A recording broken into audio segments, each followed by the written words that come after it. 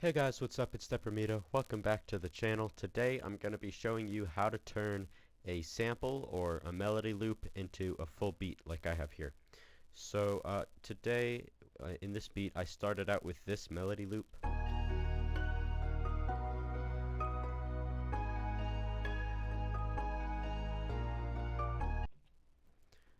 And one thing that you're going to notice about melody loops compared to melodies that you would create yourself is that they tend to be kind of more ambient.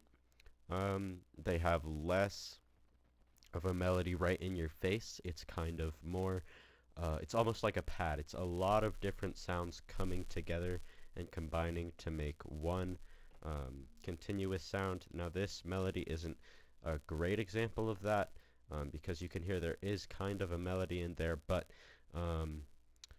for most melody loops I've noticed it's a little bit like that. So I'm going to show you the patterns that I made to go along with this loop. So starting out, I made this loop on a piano. It sounds just like this.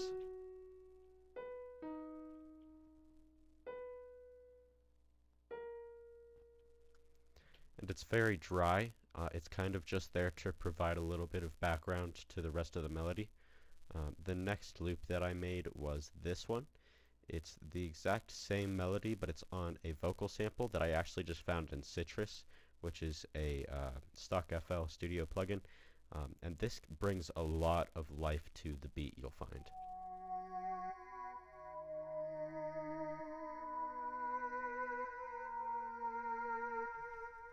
It makes it sound a lot more full and it adds a lot to it, especially in these higher notes up here. And you can hear it just with the melody right here. It sounds like this.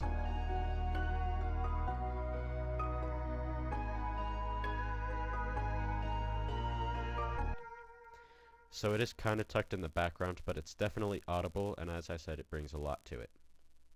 Next, I made this counter melody with a glockenspiel that I have, and it's just, I mean, you can see what it is. It's very simple. It goes like this.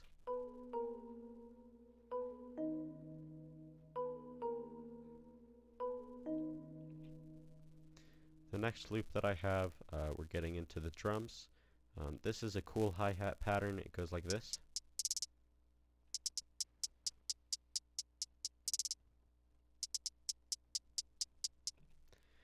It's not too simple, but it's also not too complicated, which is where what I usually like to do with my hi-hats.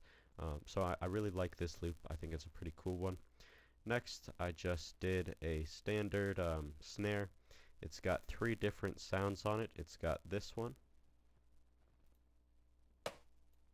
that,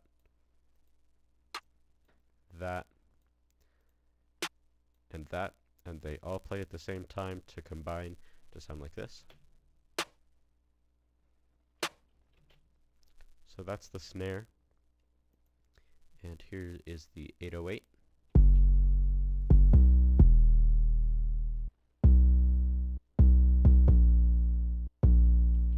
So for this I used the Spins 808 and I used this kick. It just follows the pattern of the 808, but it's all on an F sharp.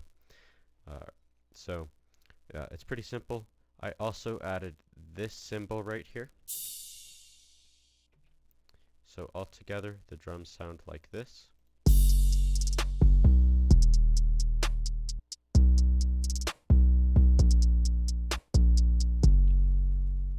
And then all of the loops that I created all together sound like this.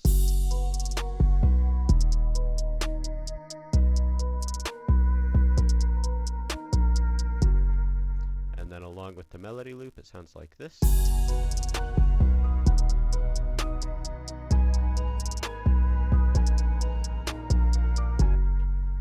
So now we'll get into the arrangement. Starting out, it's a pretty simple arrangement. But I just put a half speed preset on gross beat on the main melody right here, and here's what it sounds like.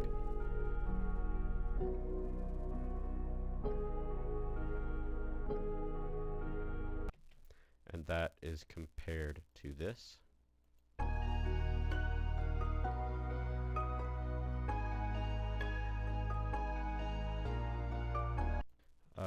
So I also added in my tag right here, and then at the end I just brought in this right here. It's just put the gross beat back on, and I faded, or I didn't fade it, but I quieted everything down. And then here on the first verse I also put the gross beat. But that's pretty much all for the arrangement, although I do want to give you a couple of little gems for arranging tips. And that would be, when you're arranging, don't have any two measures be exactly the same. But you also don't want to go too crazy with that. So you can see here, we're going to go right to the chorus right here. So for this bar, it's got this crash at the beginning, and then for this bar, it's just all that. For this bar, I took out the hat for the first part, and then this bar, I took out the vocals. Then you get into the verse, and these two bars are actually the same, but in verses, I find it's actually not a bad idea to have them be the same, unless you're going more than 2 bars.